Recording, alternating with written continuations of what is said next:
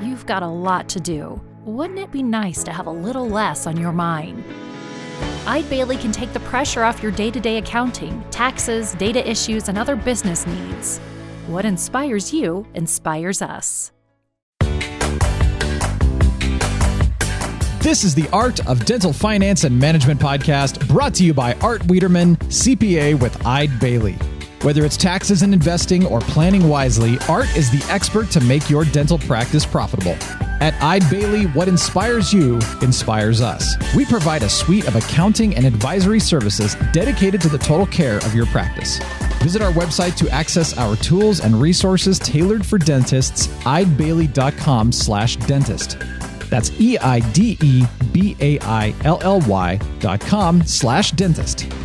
This podcast is distributed with the understanding that Art Wiederman, CPA, and Eide Bailly, LLP are not rendering legal, accounting, or other professional advice. Listeners should consult with their business advisors before acting on any of the information or opinions shared. If you have questions and or feedback, make sure to email Art over at awiederman@eidebailly.com. That's AWIEDERMAN @EIDEBAILLY.com. You can also give Art a call at 657-279-3243.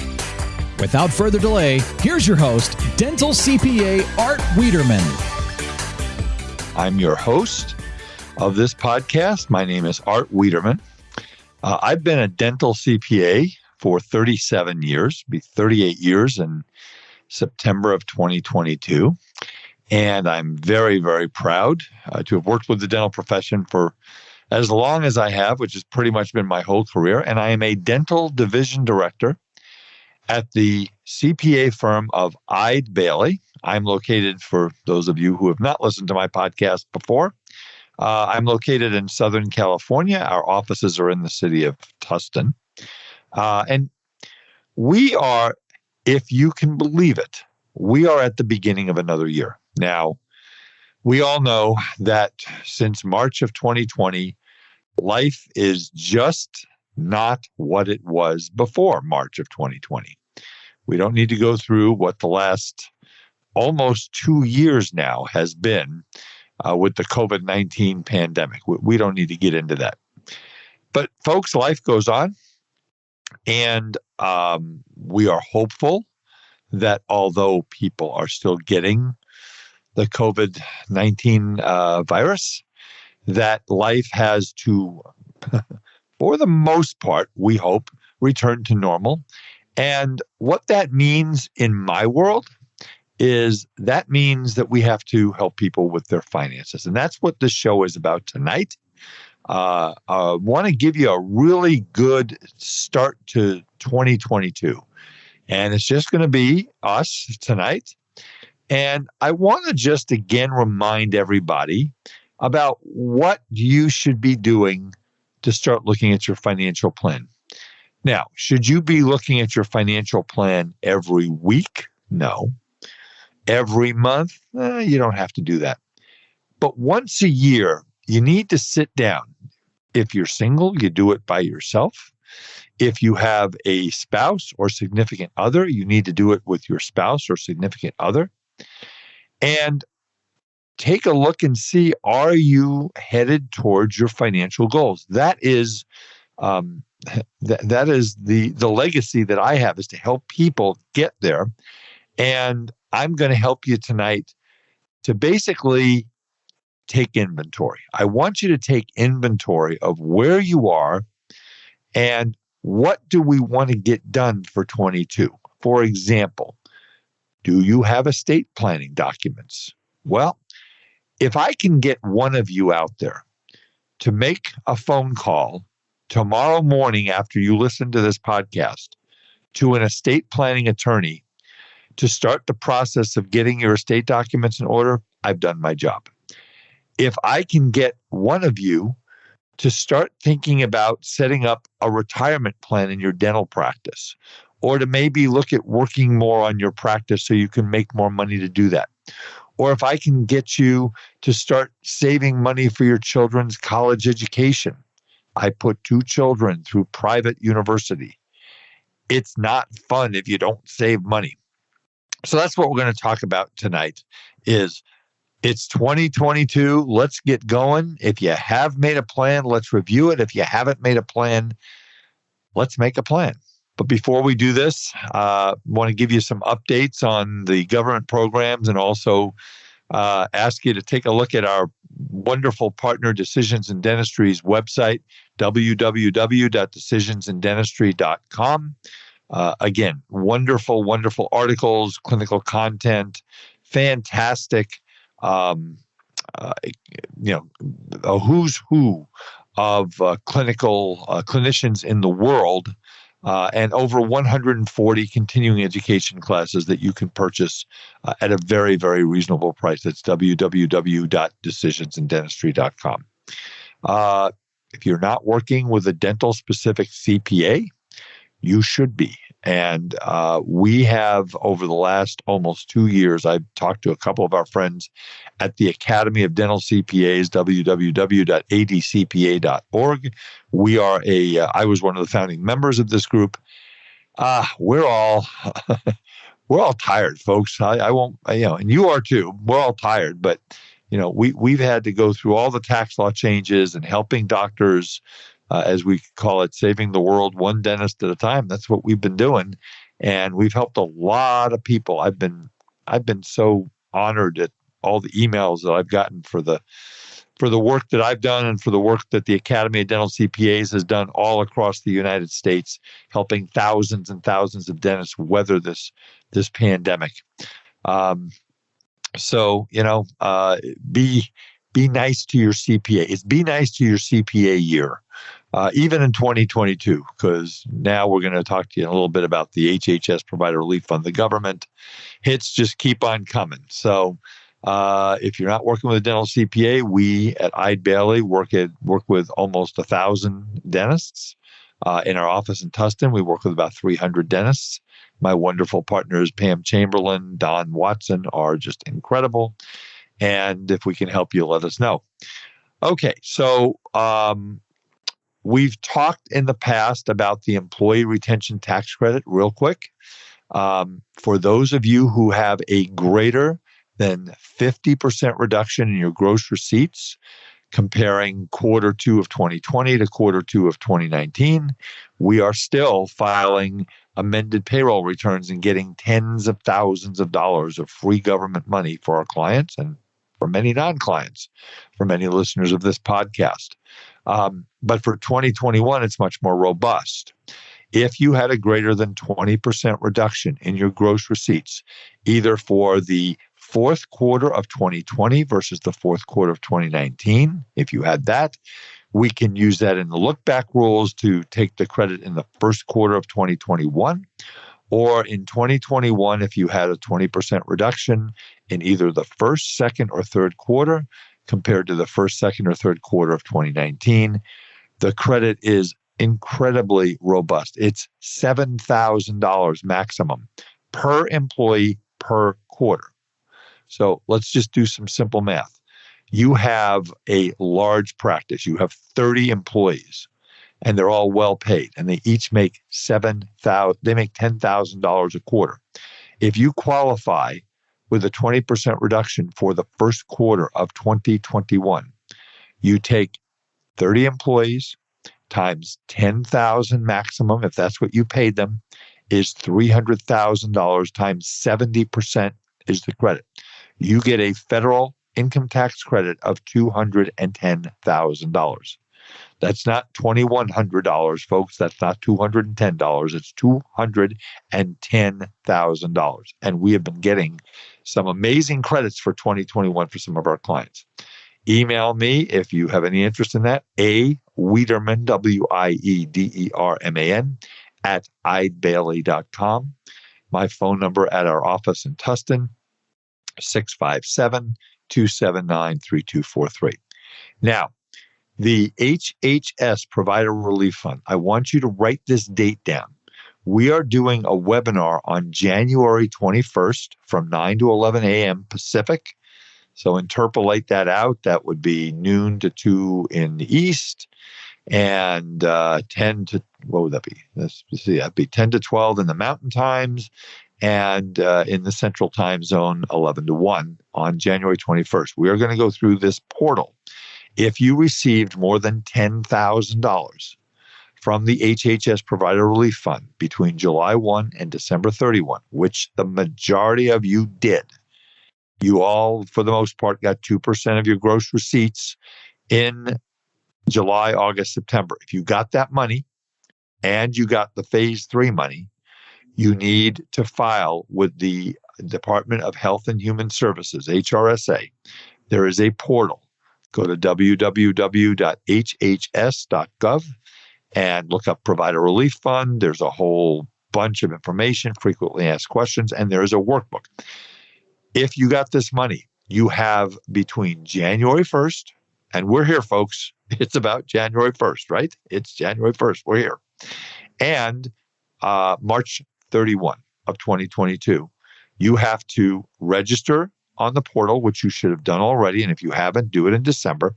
And then you have to fill out all the information. And there is a workbook that is on the HHS's website. Don't go on to the website and try and fill out all the information before you've gathered the information using HHS's workbook. So once you do that, you fill it in. And if you've spent the amount of money that you received either on having lost revenues, which most of you will qualify under, or expenses used to prepare for and prevent COVID-19, then you will get to keep this money. Please, if you don't hear me say anything else tonight, please hear this. If you don't file on their portal by March 31, and you can't, by the way, start the process of filing until January 1.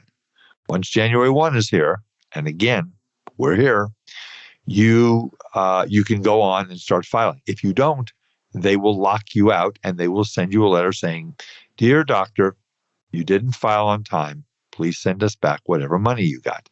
We don't want that to happen. So that's the HHS Provider Relief Fund. So January 21 from 9 to 11 Pacific time, Ashley Brandt Duda and Tyler Bernier, the two partners at Eide Bailly who have lived and breathed this nightmare, and myself are going to go through page by page, slide by slide, whatever you want to call it, of the Provider Relief Fund, and we're going to help you get through this so that you don't have to give this money back. So very, very important to remember that.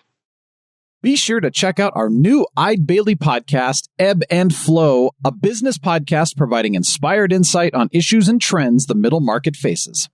Hear unique business stories, get answers to frequently asked and unasked questions, and understand business topics that matter to you. Available now on your favorite podcast platform.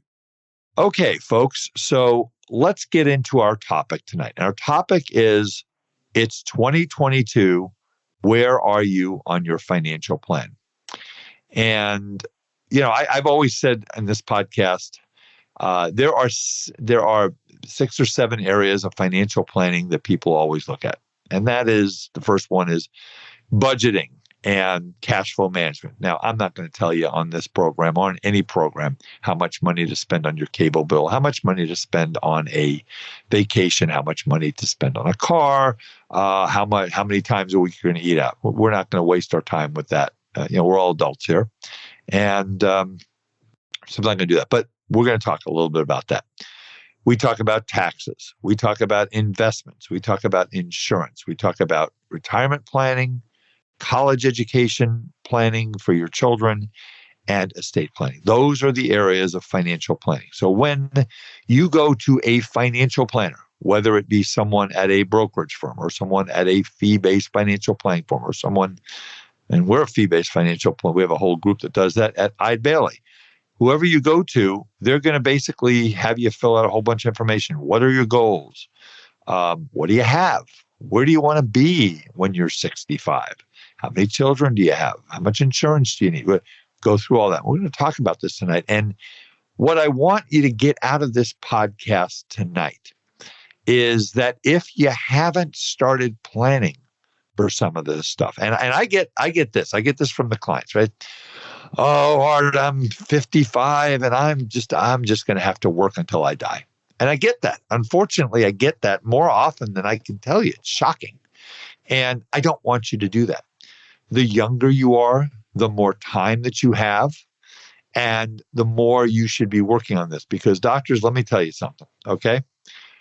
I started in accounting when I was, 12? No, I was 16. I got my first accounting job. And then I went to work for Deloitte. And then I had my own business when I was 20. I started working for the Pride Institute, Pacific Institute, when I was 24. And I owned the business when I was 30. And I had all the energy and all the enthusiasm in the world. And then you go through and you raise a family and you buy your first house. And then the kids start wanting to be in soccer and this, and money goes out the door like nobody's business. And then all these other things just kind of go by the wayside. And then you get into your 50s and you say, I've been doing this thing. I still like dentistry, but, the body is, what you do is very physically demanding. And the body starts saying, I don't know if I can go this hard much longer, maybe another 5 or 10 years, and I haven't really started. So I want you to start thinking about these. If you are a little older, there's no better time than today. If you're younger, there's definitely no better time than today. So what we find is that psychologically, when you get older, people burn out. I get that. Again, remember, I'm talking to dentists every single day of my professional life. I hear burnout. I hear, I don't want to manage the staff anymore. I don't want to deal with the vendors anymore. These insurance companies are driving me crazy. And, you do something that's banging your head against the wall sometimes for 20, 25 years. Psychologically and physiologically, that's a big word for me. Physiologically. That's like 6. That might be a record for the art of dental finance and management. Six syllables. But anyway, you get tired, folks. That's what happens. You don't have the energy. I talk to my doctors in their 50s and 60s, and I go, we need new patients. Well, I don't have the energy to go out and do the marketing and learn the social media and go get involved in the community. I don't want to do that anymore. I'm tired. Physical issues. I mean, we're not, unless you're Jack LaLanne, and for you younger people, Jack LaLanne was a guy that was he had an exercise show, a syndicated exercise show, and he lived it well into his 90s, and the guy was doing unbelievable things. Unless you're a big exercise person, the body starts to break down a little bit. And that happens. You buy a bigger home, your kids are in college. If you haven't saved money, again, I put 2 kids through private university, folks. It's not going to get less expensive. It's going to get more expensive. You have to always think about retooling your dental office. New chairs and new computers and new units and new handpieces. That never ends. And 1 out of every 4 of us is going to help an elderly parent or our children in some way, shape, or form. That is going to happen. That's the statistics, and it's probably even higher than that. So that's why it's so important. So I just want to go over a couple things that I've gone over with folks. Let's start off with the big picture. My life is a math problem. That's what I always tell you, right? So I've used this before, but you can't hear it enough, okay? And if anybody who listens to my podcast is going to get mad at me because I'm repeating myself, so be it. But I'm going to do it here. I have my 65, 25, 10 rule. Let's say you make $200,000 a year. You live on 65% of it. That's $130,000. You're probably going to pay about $50,000 in taxes. And what do you do with the other 10%? You save it. For those of you who don't follow that rule, hopefully you're not following the 90, 25 minus 15 rule, which means you spend more than you make, you struggle to pay your taxes, and you add to credit card debt, which is the devil. And I've said that before, and we're not going to go into that tonight. So, very simple. If you have enough money to pay your bills, that's fine, but we need more money to save for college. We need more money to save for retirement. We want to think about paying that house off somewhere before, at the time you retire. This is why the first thing you need to do is to do kind of a cash flow analysis. How much money does my practice make in 1 year? How much do I pay in taxes? So let's go back here. If I have 200,000 of income and I pay and I spend 150,000 living expenses and my taxes are 50,000, how much do I have to do these other things? Zero. Okay. Is that a problem? No, you can go every single year and spend what you make and you'll be fine. You won't be fine because we're not saving for retirement and we're not saving for college. So the first thing I want you to figure out is how much money every year can you save? And once we figure out that, then we can decide what do we want to do. So when you sit down and do your financial plan, we will talk a little bit about debt. Let's say that in 2022, it looks like you're going to have a really good year. Maybe you've taken some advanced cosmetic courses, and maybe you have some really big full mouth cases that are coming up that are going to be $50, $75, $100,000 maybe. And this year, and again, we don't control what we don't control, but this year looks like it's going to be really good. And I think maybe we can save $75,000. Okay, so what are we going to do with it? If you have credit card debt, I would encourage you to get rid of it first before we do anything else. Credit card debt is the devil. Credit card debt is going to accumulate at anywhere between 10 and 25% interest.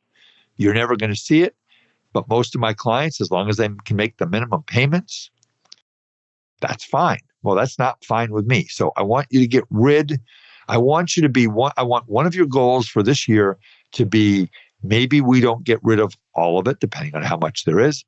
But if you've got $20,000 or $30,000 of credit card debt, I would make your number one priority to get rid of that credit card debt.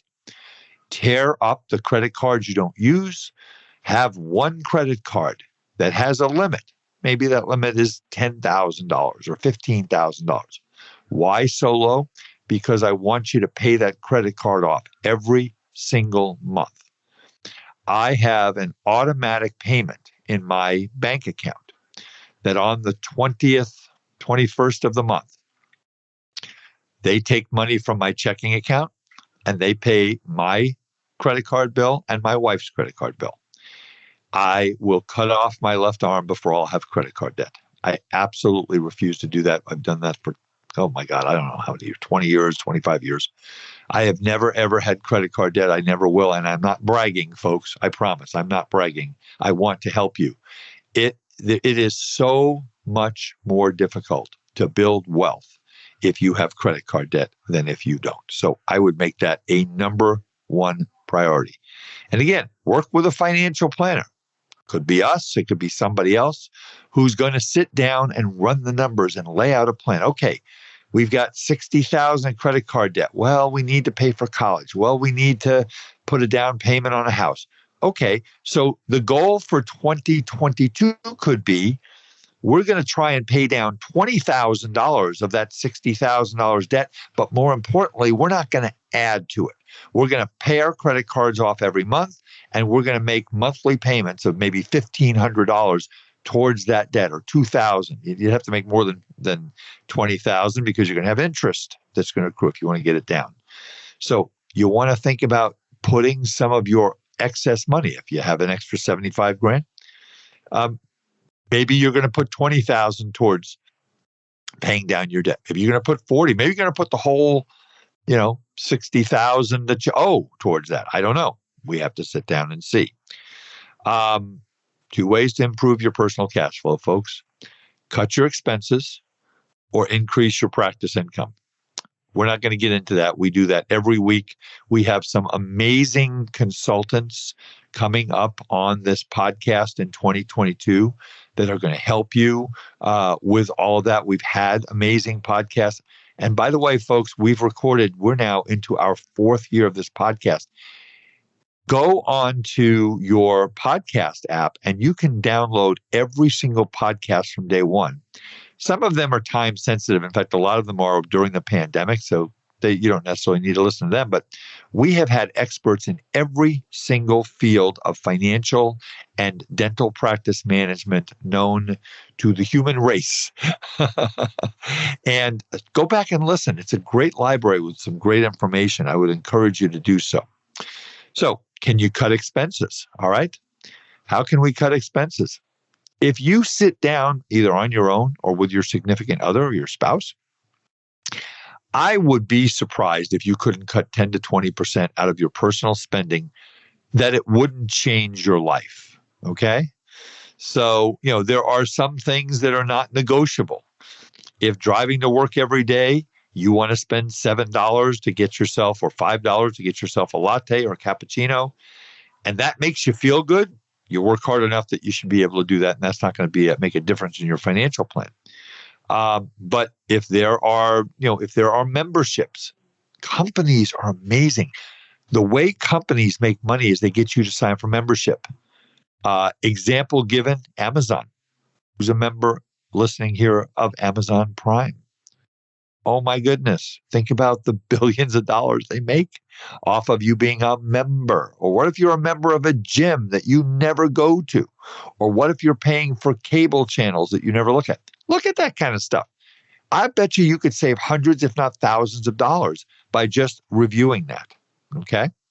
So cut your expenses, do what you can to increase your practice income. Now, let's talk about the next subject.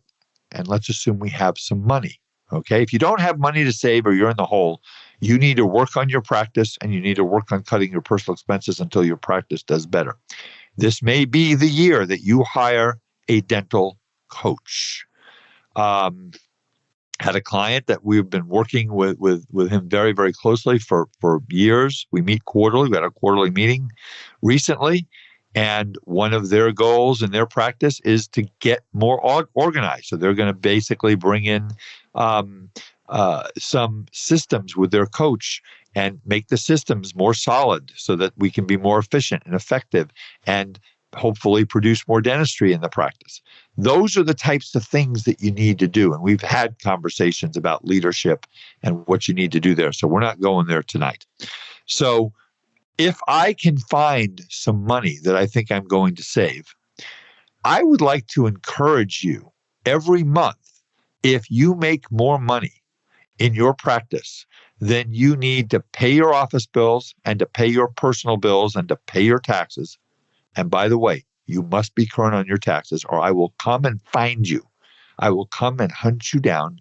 I will be that little 6'2" birdie on your shoulder saying, you need to pay your taxes. You never want to get behind on paying your taxes. You need to do that. Okay?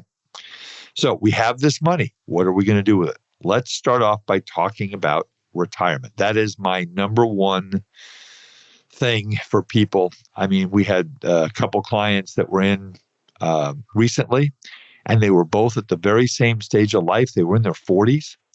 And I said to both of them, I said, my legacy is to push you to put away as much money as you can. So let's take a mathematical example, okay? Let's say Dr. Wiederman's 35 years old. My pre-tax income that I want for retirement, okay, before taxes, I want $150,000 a year, $12,500 a month. I'm 35. I've saved $100,000. Not an untypical situation. All right. I can save $2,500 a month after I did this whole analysis. That's $30,000 a year. Let's say my tax rate is 26%, federal and state. I want to retire when I'm 65. That doesn't mean I'm going to. I just want to have the financial ability to do so. My life expectancy is age 90. And folks, people are living longer and longer every single year. Life expectancy goes up with better quality medicines and healthcare and everything. Let's assume a very conservative, realistic investment return of 4%. You can say, wait a minute, Art, that's a terrible investment return. And I'm going to say, great. If you make 6%, it's going to be a lot better, but let's plan on 4%. Okay? 4% is boring, but it works. The stock market is way up there, folks. It needs to adjust. We've had Jim Davenport on. We've had Brian Connors on. We've had financial gurus, and we'll have them back again in 2022 to talk about where the markets are going. But use a conservative number. Inflation, use 3%. Now, you're going to say, Art, Art, have you been not watching the news? They raised Social Security by 5.9%. The inflation rate in the United States is going to be 5 to 6%. That's correct. That's for this year. That's in large part because we have a supply chain problem and people can't get goods. And when there's a shortage of goods and people have money and they want to buy those goods, it's supply and demand and the prices go up. That goes up. That happens with everything in life. Everything I've seen and read says that the supply chain issue is going to continue for another year, maybe two. We'll see. Not going to get into that discussion tonight. But the average inflation rate in this country over the last 100 years has been in the neighborhood of 2 to 3%. If we have 5%, 6% inflation every year for the next 10 years, we might want to go hide under a rock somewhere in the Maldives because it's going to get really ugly financially. So with that scenario, I save my $2,500 a month. I'm 35. How much money am I going to have? I will have $2,470,000. That means I have $100,000 today. I'm going to save $2,500 a month for 30 years, earning 4%. That means I will have $2.47 million. How much do I need? Because remember, inflation is going to go up. That $3, I don't even know what a loaf of bread goes for. That $3 loaf of bread, if you multiply that by, rule of 72, right? In 24 years at 3% inflation, that doubles. So that 3%, $3 loaf of bread is going to be $6.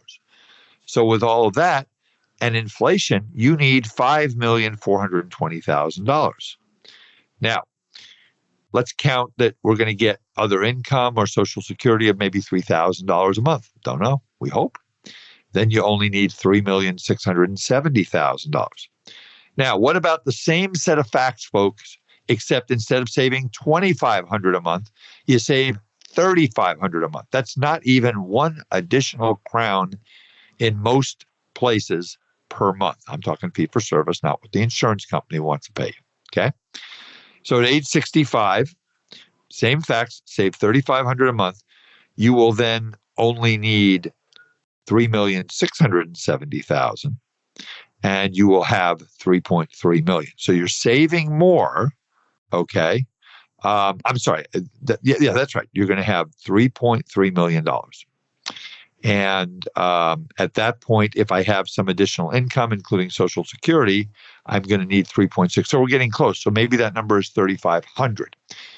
The whole point of this, one more. If you're 45 and you save 3,500 a month per month at age 65, you would have $1.7 million and you would need $3,670,000. The bottom line is you need to run a retirement analysis. Okay. If you are 35 years old, you've got time. If you're 55 years old and you have $100,000 in the bank, we got to get going here. It means you might have to work longer. It means you might be able to live on less when you retire. But if I can encourage everybody to start saving money today. Let's talk about real quickly the types of retirement plan. The best way you can save for retirement, folks, is to do and set up a retirement plan in your practice. Baby bear, mama bear, papa bear. Those are the three plans. Okay, let's make it real easy. If you've never saved for retirement, if you've only done IRAs or have done nothing at all, you can set up a simple IRA, SIMPLE, and it is very simple. You don't need any professional administrators. You could literally walk into your bank or financial institution and set up a simple IRA. You can do a deferral. That's similar to a 401k, which most of you have heard of. You can defer $13,500 a year. If you're under 50, you can defer $16,500 a year. Your spouse is on the payroll. That's another 13.5 or 16.5. And then you contribute 3% of the employee's wages for those people who qualify. It's 100% of what they defer, up to 3% of compensation. And for most of you, you're going to be able to put away, if you're over 50, about $33,000 a year for yourself, plus the match. So maybe 35, 36,000, and maybe another, 1 to 5,000 for your employees. So if you have 40,000 or less, and that's what you have, the simple IRA probably works for you. There's no administrative fees. If you have $40,000 to $100,000 to save, then we want to set up a profit sharing plan with a 401k component.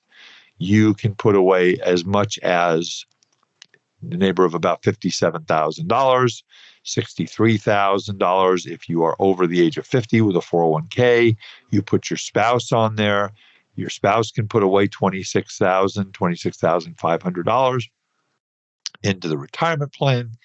And the next thing you know, you and your spouse are putting away $90,000, and it may cost you $10,000 to $15,000 to put away for your employees, and a couple of $1,000s a year in administration fees. That is what most of my clients have. That is what I would encourage you to do.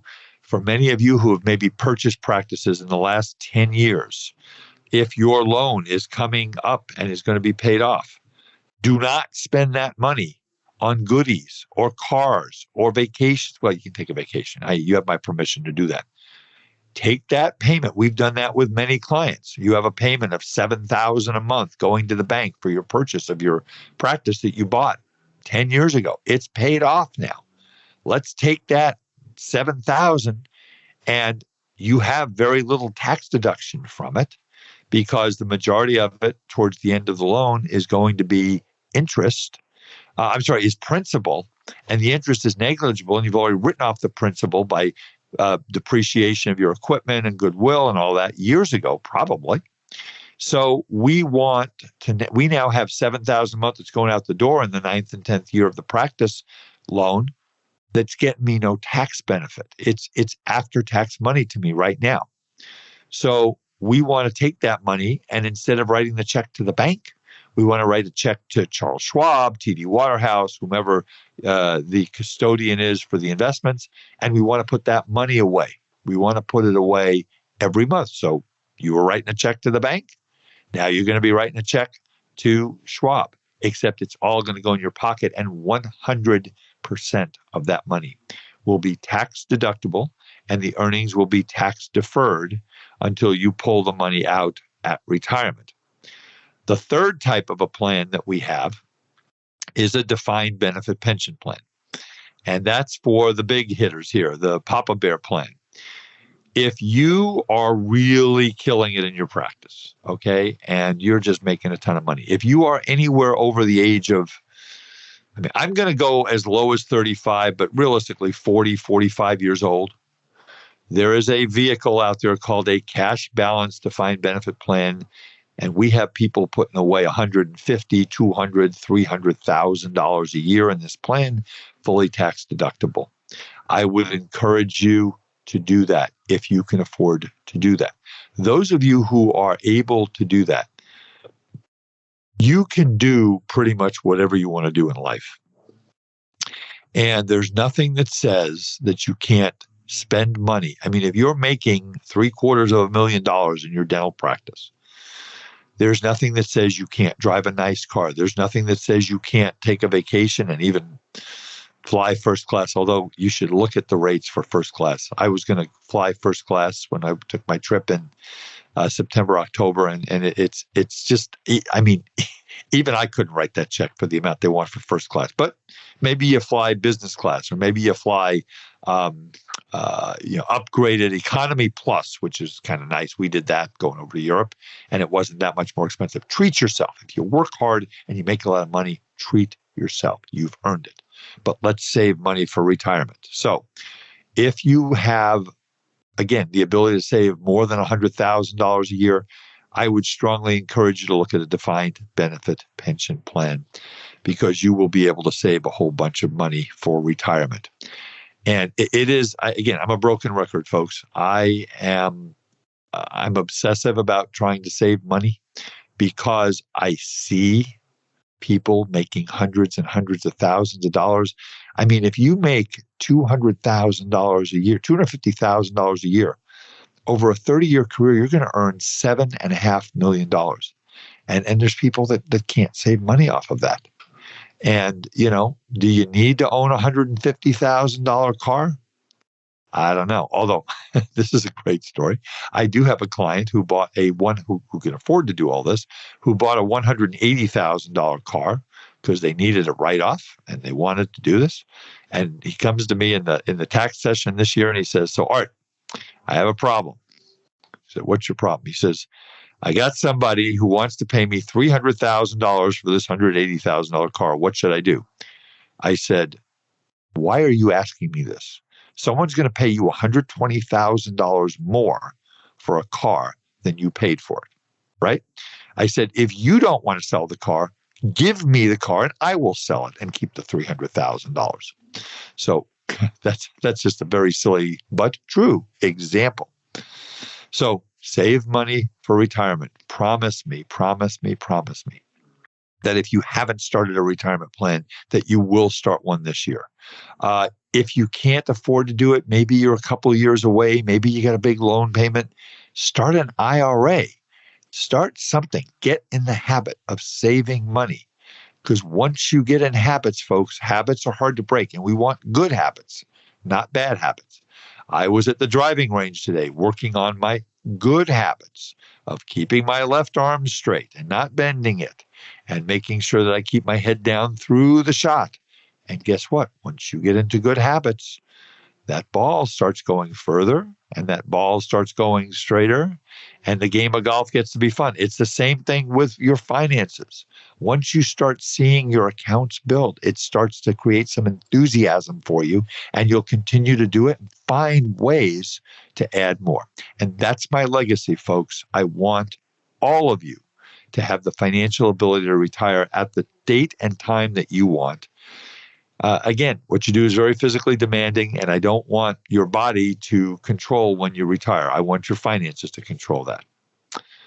I would encourage you, if you have the ability, to purchase your dental office or your dental suite to do that. That is the cornerstone of any retirement plan. Maybe your practice is doing really, really well this year, and we can find a facility that works, that's not ridiculously priced because we're paying rent, and landlords, and no offense to any of you that are landlords, but landlords are tough. And do you think rents are going up or are they going down? They're going up. So if you could be paying yourself rent, okay, from your corporation to an LLC, we want you paying yourself rent because at the end of the day, when you sell your practice, most of my doctors who own their real estate are not selling the real estate. They're keeping it. And they're collecting rent that goes up every year by inflation.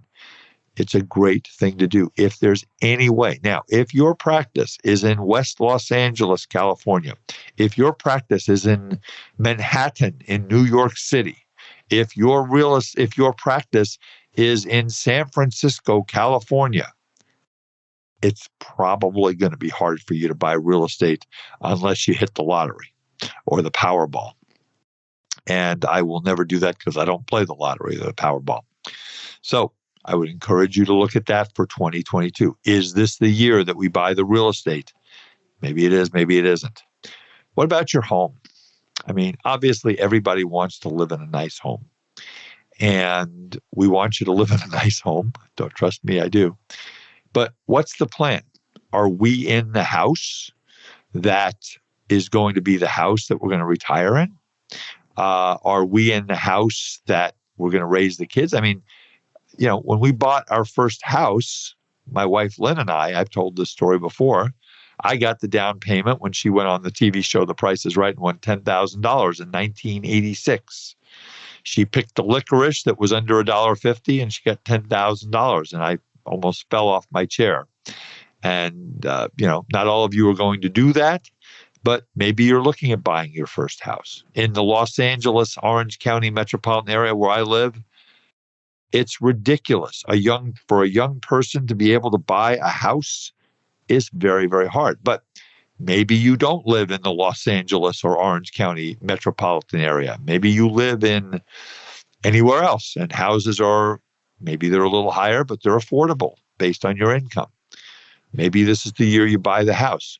Do you buy a starter house? Do you buy the house that I'm going to go to and retire in?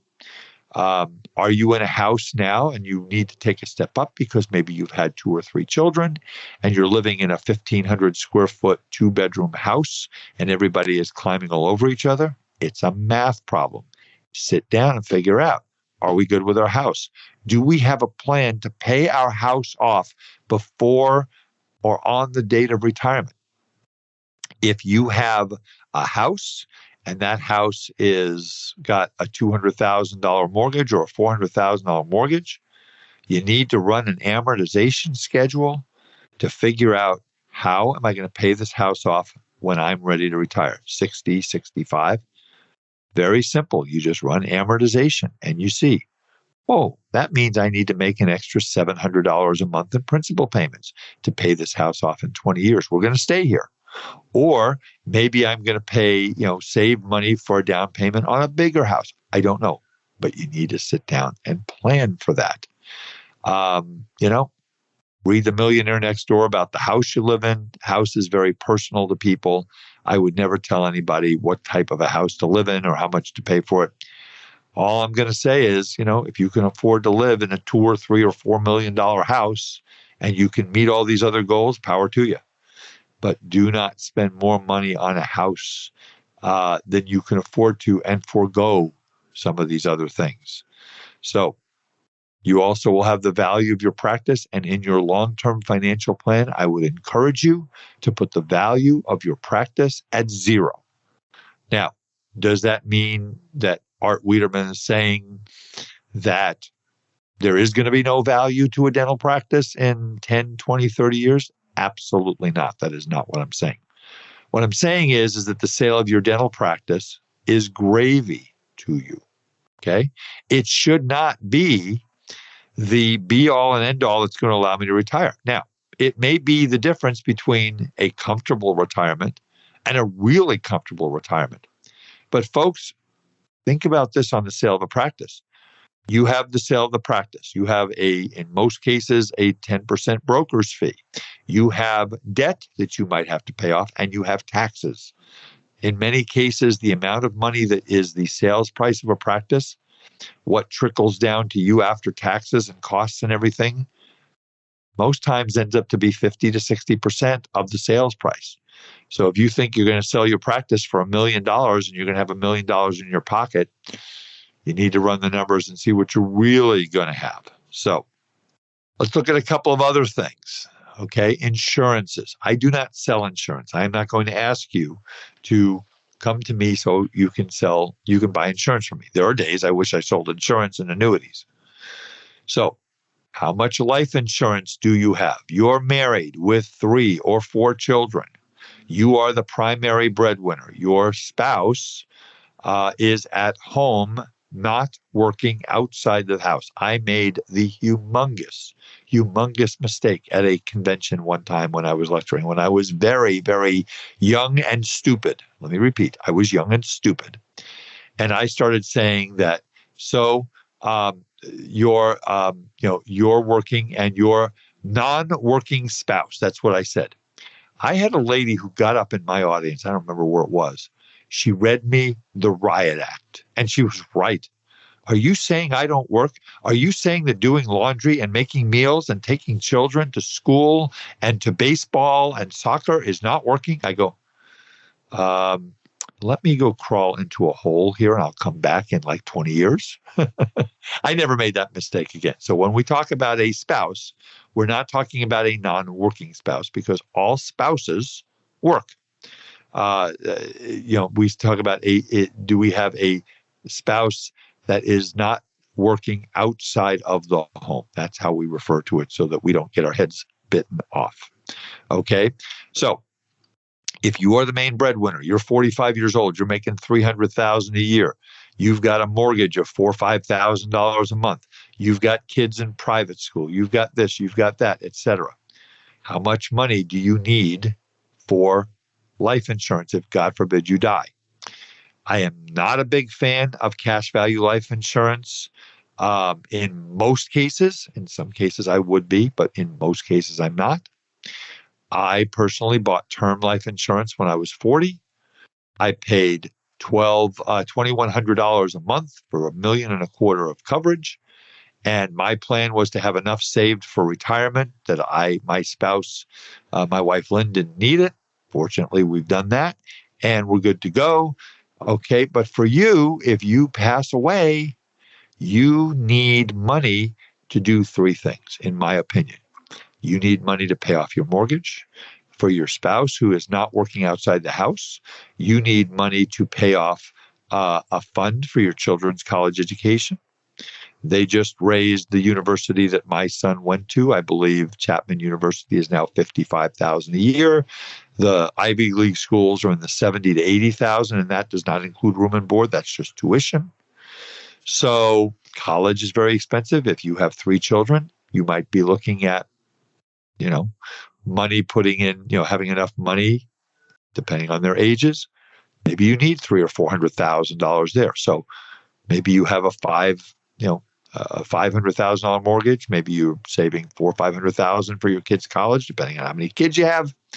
And then we need a pot of money for your spouse that is not working outside the home, your working spouse who is not working outside the home, to allow your spouse that is not working outside of the home to have a pot of money to be able to pay the bills. So if you have $2 million in that pot and that, you pull out 4 or 5% a year, that's $80,000 to $100,000 a year. No mortgage, no college fund needed. That's why my magic number for most dentists, and everybody's different, starts at $3 million of life insurance. And I get lots of people who say, I only have $500,000, but that's a lot of money. And I go, no, it's not. It's not anywhere close. So if you don't have enough life insurance to take care of your family, insure your family because they're the ones you love, then go out and get it. If you are in your 30s or 40s, term insurance is very, very reasonably priced. There are lots of good insurance agents out there who can help you with that. You need to have disability insurance. How much disability insurance do you need? As much as they will sell you. Okay? Most companies will not sell you more than 50 to 60% of your net income, your income to live on. You want to make sure you have that type of insurance. When we're sitting down looking at our financial plan, we've just been so busy and we haven't had time to do this. And oh my goodness, it's terrible. And well, this is the year to sit down. Where's the money going to come from? Well, do I need $1,500 a month to buy insurance to take care of the ones I love? Well, maybe we'll drive that, 10-year-old car another, 2, 3, 4 years. Maybe we'll work on increasing our income in our practice. Maybe we'll pay off that credit card debt so we don't have monthly payments every month. These are the decisions that you need to make as part of your 2022 financial plan. How am I going to save money for retirement? How am I going to save money for insurances that I need to take care of my family? Okay. Where are my investments? I will tell you one of my biggest pet peeves that I have in my financial life, my professional life, is when I ask doctors, well, doctor, when is the last time you went and had a meeting with your investment advisor? Oh, it's probably been 3 or 4 years. Well, why is that? Well, there's nothing I can do about the markets. Well, doctor, do you know what you're invested in? Well, not really, but I trust my person. I've been with them for a long time. I trust them. Well, I don't know about that. So folks, one of the other things that I want you to put on your to-do list. So the to-do list is figure out, do I have money to save? If I have money to save, what am I going to do with it? We're going to look at retirement. We're going to look at our insurances. Okay. And what we're going to do is we're going to sit down with our investment advisor and we're going to say, Mr. or Mrs. Investment Advisor, we haven't met in 3 or 4 years. Where is my money invested? How have we done? Very, very simple. There are indexes out there. Okay, there's the Dow Jones Industrial Average, which is only 30 stocks. You don't compare if someone's done well against the Dow. You've got all of the indexes. You've got the Dow. You've got the NASDAQ. You've got the Russell. You've got the Wilshire 5000. You've got all of these indexes and see how they've done. And, if your investment advisor is underperforming the market, maybe you need a new investment advisor. Or if your investment advisor says, well, you never called me and I never changed your investments and we just left them where they are. Well, that's not good either. You need to understand. You don't need to learn how to pick stocks. You don't need to learn which mutual funds are the best. That's why you hire a professional. Just like I don't need to learn how to do a crown prep in my mouth because I go to a dentist who's learned how to do that. You go to an investment advisor. But I want you to promise me if you haven't sat down with your investment advisor for a year or two and your advice, your excuse is going to be, oh, well, COVID, I couldn't do that. Well, they have these things called telephones. They work really, really well. And they have these things called Zoom or Microsoft Teams. It was always my dream before the pandemic to do all of my client meetings on the computer. Now we do them. It's second nature that we do them. It's wonderful. We can see people 3,000 miles away like they're in our living room. So you want to go ahead and find out, is your investment advisor doing a good job? Are you invested based on your risk tolerance?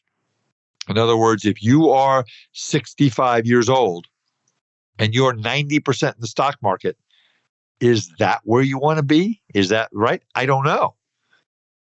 Maybe it is. Maybe you need to make up some of that lost time because you started late.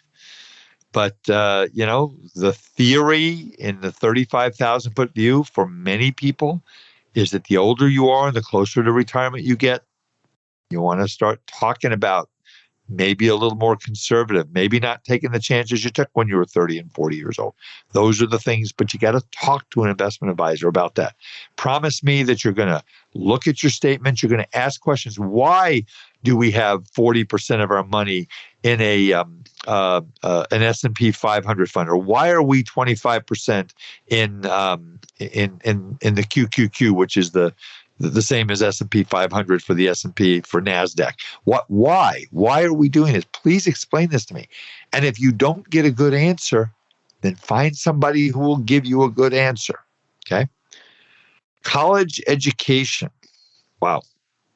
That's a whole nother program. We've had my good friend Mark Johnson on talking about saving for college and things like that. Folks, if you have young children, it's not going to get any cheaper.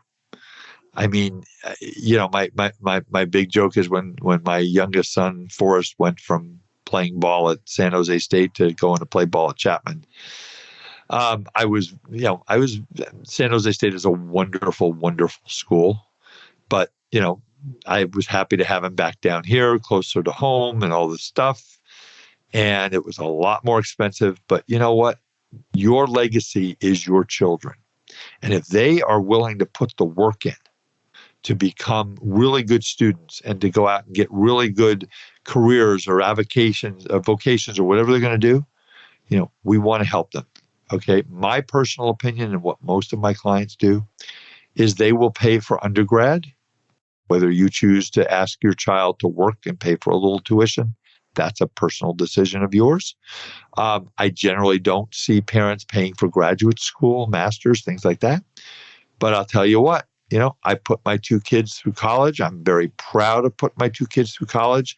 I chose to not have them work because I wanted them to concentrate on their studies. And they did that. And they both are doing really, really well. You have to make your own choices. But again, folks, if you haven't started saving for that, when you get to that point and you have to write that check, you can go get student loans at that point. But boy, that's really not good because you're probably in your 40s or 50s or even your 60s by the time that happens. So we need to carve out some money. Do we save it in a 529 plan? Maybe. Do we save it in municipal bonds that we have ourselves? Maybe.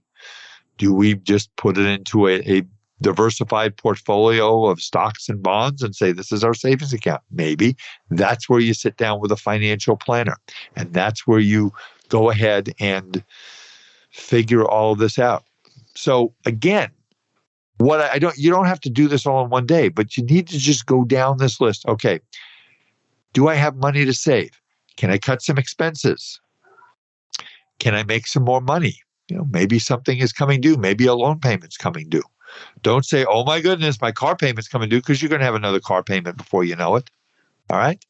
Maybe my house is paid off. Maybe my practice loan's paid off. So how much money? You have to start with, how much money do I have? How much do I make? How much do I pay in taxes?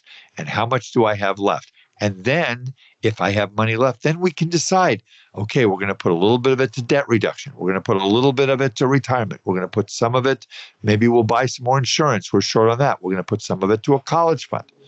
Or maybe we're just going to focus on retirement because, I have one child and that child is getting a scholarship to play quarterback at the University of Southern California. Who knows, No offense to any other schools, but, I just picked that one. Could be any school. Could be Alabama. The Alabama quarterback did pretty well this year. He won the Heisman Trophy. So, what can I tell you? It's all about planning.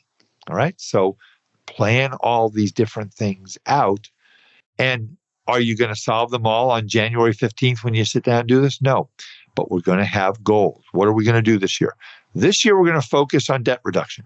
Next year, January of 23, we're going to set up a simple IRA, or we're going to set up a qualified retirement plan. Have that plan, put it in writing. The last thing I want you to do is your estate documents, okay? And I will tell you that I've heard stories of people who have died without estate documents, and they've gone through probate. Some of you have heard this story. It is a personal, true story. So my mother passed away 8 years ago. She was 82. For years, and my mother was, you look up stubborn in the dictionary. Cynthia was there. She was there. Oh my God, she was there. She had a whole page, and she had a T-shirt that said, I am stubborn, hear me roar. That's what she was, right? For years and years. Ma, I'll go ahead. I'll pay for it for you. I will bring the notary. No, I don't need to do that because I'm too mean to die. That was her joke, right? Well, she retired. And then one day I get a call from her, and she said, you need to come over. I'm not doing well. And we saw that she was starting to fail. Now, I didn't know how much time I had left. This was on a Monday. I had set up an appointment with a notary to notarize documents to at least get, something going, to say a living trust or something. I mean, we had started this, but I then had to act quickly. We had the appointment for Friday at 3:00 for the notary to come over to notarize all the documents and get them done. I was on my way to my golf lesson on Thursday morning, and we had hired a caretaker for my mom. And they called and said, Arthur, I am very, very sad to tell you your mother has passed. So I was 36 hours. I was 36 hours from getting this done. And we went through probate, and this was not my fault. I tried. Trust me, if you knew my mother, you would understand, right? And we tried, and it cost about $15,000 and about a year's worth of time. And she didn't have a sophisticated estate to get this done. Promise me that you will take care of your estate documents. If you don't have any, send me an email. Tell me what part of the country you're in. I'll find someone for you. I promise.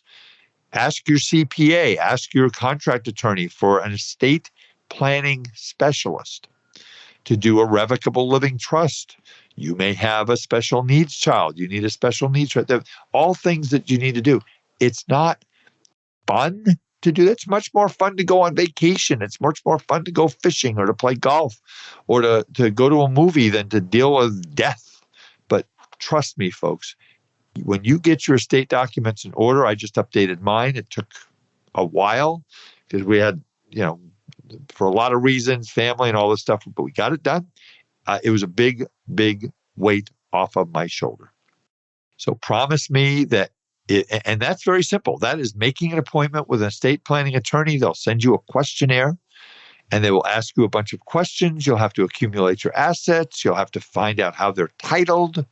One of the most important things that you really need to look at as part of this process is the beneficiary designations you have on your retirement accounts and your IRAs. If you don't have the right beneficiary designations, bad things could happen. We're not going to get into that today. So I'm going to put a bow on this because my timer says I'm over an hour. And I think I hope I haven't overstayed my welcome. I hope I have made a call to action for you with this. For 2022, let's get started on the right foot. Okay, let's summarize, and then we'll wrap this up and finish the podcast for today. Number one, figure out what your income is, how much you pay in taxes, how much your expenses are, and do you have any money on an annual basis left over? If you do, start looking at the following. Look at insurances. Do you have the proper insurances? Are we funding as much as we can reasonably fund to retirement? Are we funding money to our child's college education fund? Have we looked at our investments to make sure that we're invested in the right things based on our risk tolerance and long-term goals? And have we done our estate documents? It goes without saying, and I didn't talk about this today, that you also need to plan your taxes every year. Make sure that you pay your taxes currently. Once you get behind in taxes, it's not like I can call the IRS and say, hey, IRS, Dr. Smith here has got a problem. They're behind 2 years. Can we just forget about taxes for a year so they can catch up? No, it doesn't work that way, folks. So set out a plan for 2022. Sit down with a financial planner. If you don't have a financial planner, your CPA can refer you one. I can refer you one. And sit down and plan. And trust me, nobody likes writing insurance checks or insurance premium checks. But I will tell you, I can't tell you how many people have said to me, oh my goodness, Art, I can't even begin to fathom what would have happened if I didn't have this life insurance, or what would have happened if I didn't have this disability insurance. So promise me that you're going to plan. So let me just remind you of a couple things again. Send me an email, Wiederman, Wiederman, at eidebailey.com if you want to be signed up for the HHS Provider Relief Fund webinar on Friday, January the 21st. If you do, we'd love to have you. There's going to be a small charge for that webinar because it's taking a lot of time and effort to put it together. And there's just a lot of stuff involved. So, we'd love to have you as part of that. Make sure you, again, Wiederman at Eidebailey, EIDEBAILLY.com. Go onto our website, Decisions in Dentistry magazine of our partner. They're wonderful, www.decisionsinDentistry.com. Great clinical content, 140 continuing education courses for one reasonable price per year. And if you're not working with a dental CPA, give us a call at Eide Bailey. Give a call around the country to the Academy of Dental CPAs, www.adcpa.org. With that said, folks, I want to thank you so much for the privilege of being able to speak to you every other week, and for your wonderful, kind comments that you've made. Please tell your friends, write a review about the podcast. It always makes my heart feel good when I see some of those. We have thousands and thousands of people downloading our podcasts every week. I am honored and humbled that you will allow me to come into your home or your car or your phone or wherever you listen to podcasts. And I hope that I have been able to bring you to a call of action on not only the subject of financial planning, but making your practice better. So with that said, folks, thank you again. And that is it for this edition of the Art of Dental Finance and Management with Art Wiederman, CPA. See you next time. Bye-bye. Thank you for listening to today's episode of the Art of Dental Finance and Management podcast. Be sure to subscribe wherever you listen to podcasts so you never miss an episode. The Art of Dental Finance and Management podcast is produced by Eide Bailly in partnership with Art Wiederman, CPA, Decisions in Dentistry Magazine, and the Academy of Dental CPAs. For audience questions and feedback, email Art Wiederman, awiederman@eidebailly.com. That's AWIEDERMAN @EIDEBAILLY.com. Or you may call Art at 657-279-3243.